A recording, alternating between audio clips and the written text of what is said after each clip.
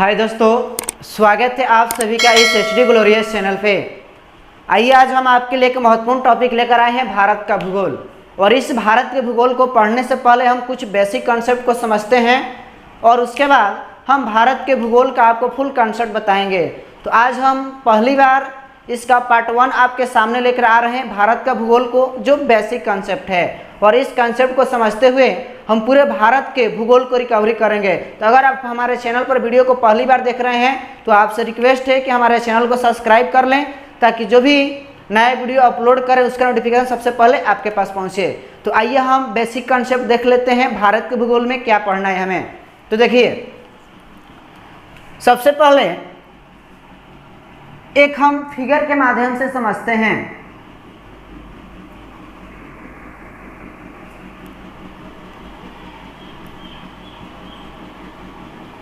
देखिए, ये एक आपको देखने में वृत्त की तरह लग रहा है, ठीक है। क्या है? वृत्त है। तो इस वृत्त का अपना एक क्या होता है बाबू? केंद्र होता है ना जी, केंद्र। अब इस वृत्त को हम क्या करते हैं कि दो भागों में बांट देते हैं। कितने भागों में? दो भागों में। देखिए, बांट दिए। तो ये एक पार्ट हुआ और एक पार्ट ये हुआ। तो इसका नाम कुछ ए है, इसका नाम हम एक रख देते हैं वी। सपोज कीजिए कि यहाँ पर कोई व्यक्ति है, तो हम पूछेंगे कि बताइए कहाँ पर है, तो आप कहेंगे कि पार्ट ए में है। अगर यहाँ पर कोई वस्तु रखते हैं, पूछते हैं कहाँ पर रखे हैं, तो आप कहेंगे कि ये पार्ट ए में है, ठीक है।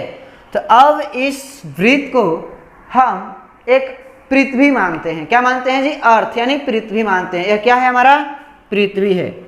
तो पृथ्वी का जो शेप है, जो आकार है, वह थोड़ा नारंगी की तरह है, यानी कि ऊपर से हल्का दबी हुई है और नीचे से हल्का क्या हुई? दबी हुई, यानी इसका जो आकार है वह जियोड की तरह है, ठीक है। तो ये हमारा अर्थ हुआ। क्या हुआ? अर्थ हुआ। और इस अर्थ को दो बराबर भागों में, कितने भागों में? दो बराबर भागों में बांटने वाली रेखा को हम लोग विषुवत रेखा कहते हैं। क्या कहते हैं? विषुवत रेखा। यानी कि इसका हमारा नाम हो गया विषुवत रेखा,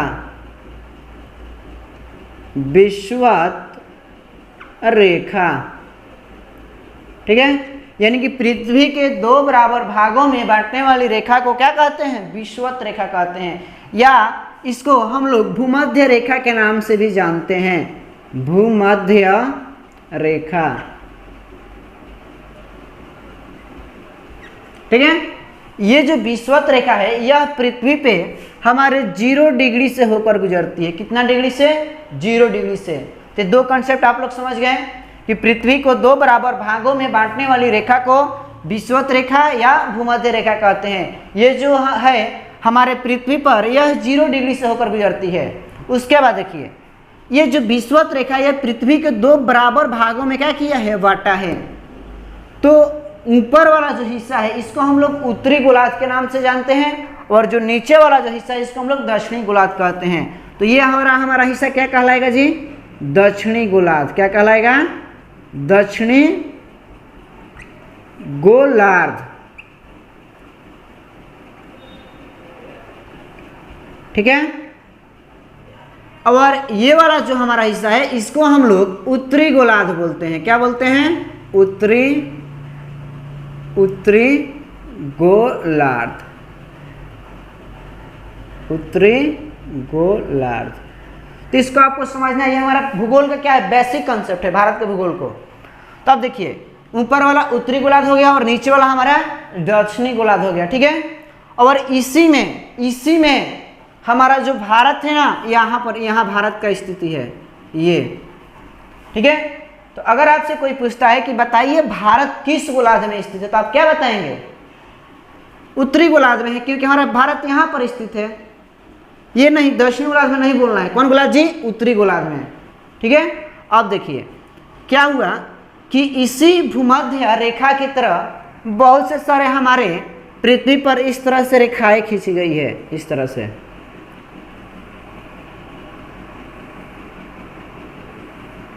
ठीक है।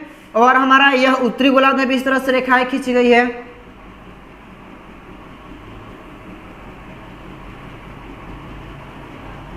आपको एक बात ध्यान देना है, मैंने जितना इस तरह से लाइनों को खींचा ये सारे रेखाओं को हम लोग अक्षांश रेखा कहते हैं। क्या कहते हैं जी?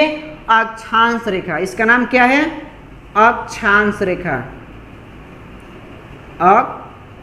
अक्षांश रेखा। ये सब हम आपको इसलिए बता रहे हैं क्योंकि जब हम भारत का भूगोल को चालू करेंगे ना, तो वहाँ पे अक्षांश रेखा, देशांतर रेखा, विषुवत रेखा, भूमध्य रेखा के बारे में आएगा। तो ये सबसे पहले आप जान लीजिए कि अक्षांश रेखा किसको कहेंगे, भूमध्य रेखा किसको कहेंगे, देशांतर रेखा किसे कहेंगे, ताकि आपको पढ़ने में समस्याएं न आए। तो ये हमारा सारा क्या है? अक्षांश रेखा है।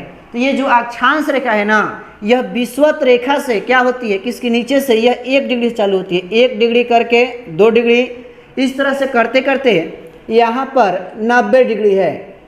यानी कि टोटल देखा जाए तो दक्षिणी गोलार्ध में अक्षांश रेखाओं की संख्या कितना है जी? 90 है। और सेम टू सेम यही प्रोसेस हमारे उत्तरी गोलार्ध में भी होता है। 0 से स्टार्ट होता है, 1 डिग्री, 2 डिग्री, 3 डिग्री, और इसके बाद यहाँ पर जाके कितना हो जाएगा? 90 डिग्री। तो उत्तरी गोलार्ध में भी क्या है? अक्षांश रेखा है, हमारे 90 गो है। ठीक है, तो अब ये आप लोग अक्षांश रेखा समझ गए। ये जितने भी इस तरह से लाइन मैंने खींचा है सब क्या है? अक्षांश रेखा है। एक बात ध्यान देना है, अगर आपसे कोई पूछे कि पृथ्वी पर सबसे बड़ी अक्षांश रेखा कौन है, तो पृथ्वी पे सबसे बड़ी अक्षांश रेखा कौन है जी? विषुवत रेखा है, क्योंकि यह भी एक अक्षांश रेखा है। ठीक है, और एक बात और इसके साथ समझ लीजिए कि 2 अक्षांशों के बीच की दूरी कितना होता है। तो 2 अक्षांशों के बीच की जो दूरी होता है वह 111 किलोमीटर होता है। कितना होता है जी? 111 किलोमीटर, अप्रोक्सीमेट 111 किलोमीटर। ठीक है, तो अगर आपसे कोई पूछे कि 2 अक्षांश रेखाओं के बीच की दूरी को बताएं, तो यह कितना होता है? 111 किलोमीटर होता है। अब एक क्वेश्चन और यहां से पूछा जाता है कि पृथ्वी पर कुल अक्षांश रेखाओं की संख्या कितना है। तो इसका आंसर बहुत लोग गलत बता देते हैं, या बहुत लोगों को जानकारी नहीं होता है कि इसका राइट आंसर क्या होगा। तो अधिकतर लोग कहते हैं कि पृथ्वी पे कुल अक्षांश रेखाओं की संख्या कितना है, कि 181 है।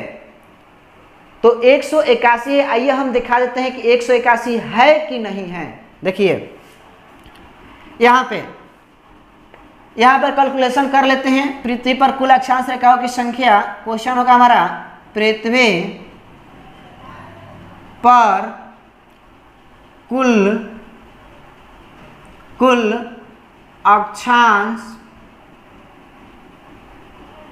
अक्षांश रेखा।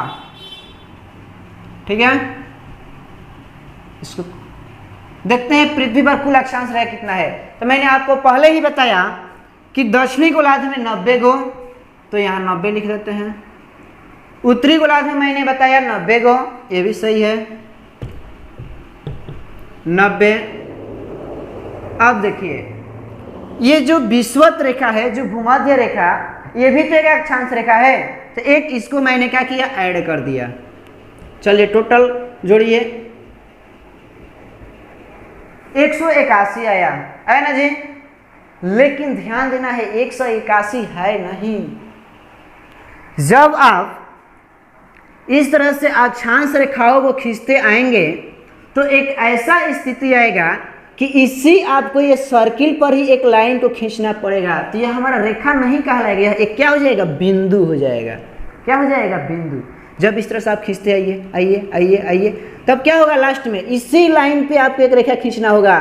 तो ये जो लाइन है हमारा रेखा नहीं कहलाएगा, बिंदु कहलाएगा। तो एक बिंदु ये और एक बिंदु ये, दो को क्या होता है इसमें से? माइनस हो जाता है। तो टोटल पृथ्वी पे अक्षांश रेखाओं की संख्या 179 है, आपको याद रखना है। तो दोस्तों यहाँ पर मैंने बहुत सारे बातों को आपको बता दिया है। अब इसके बाद अगला वीडियो में हम आपको देशांतर रेखा के बारे में बताएंगे। ठीक है, आइए थोड़ा सा 1 मिनट के लिए आपको रिवीजन करा दें कि हम क्या क्या बता चुके हैं। देखिए पहले का बात कि पृथ्वी को 2 बराबर भागों में बांटने वाली रेखा को विषुवत रेखा कहते हैं। उसके बाद विषुवत रेखा क्या करती है? जो ऊपर वाले हिस्से को उत्तरी गोलार्ध, नीचे वाला हिस्सा को दक्षिणी गोलार्ध कहते हैं। जो हमारा भारत है यह उत्तरी गोलार्ध में क्या है जी? स्थित है।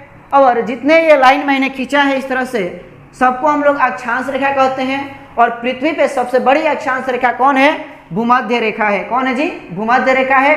और दो अक्षांशों के बीच की जो दूरी होती है वह 111 किलोमीटर होता है। और इसके साथ ही हमारे पृथ्वी पे टोटल अक्षांश रेखाओं की संख्या 179 है। अगर इसी तरह से आप हमारे साथ पढ़ना चाहते हैं तो आप हमारे चैनल पर बने रहिए। हम अगले वीडियो में आपको बताएंगे देशांतर रेखा के बारे में। तब तक के लिए जय हिंद, जय भारत।